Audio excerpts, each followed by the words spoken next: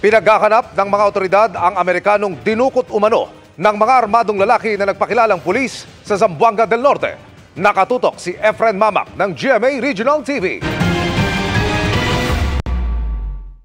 Sa bahay na ito sa Sibuco, Zamboanga del Norte, sinasabing dinukot ang American national na si Elliot O'Neill Eastman, edad 26.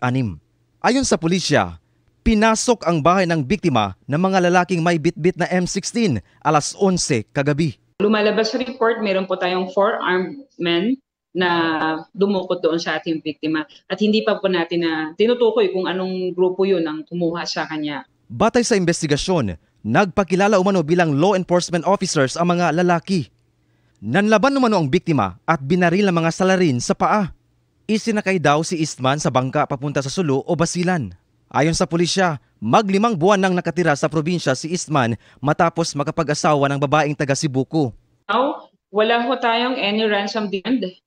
Second, na-check ho natin as per record, background po ng ating victim, wala mo po siyang known na malaking business and wala po talaga pa siyang known na profession ang pagpunta niya dito sa Pilipinas. Ayon kay DILG Secretary John Vic Remulla, hinahanap ng AFP at PNP ang mga salarin.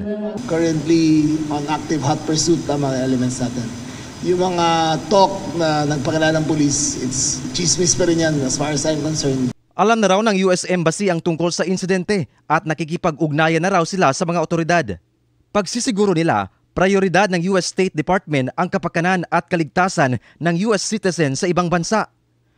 Mula sa GMA Regional TV, Efren Mamak, nakatutok 24 oras.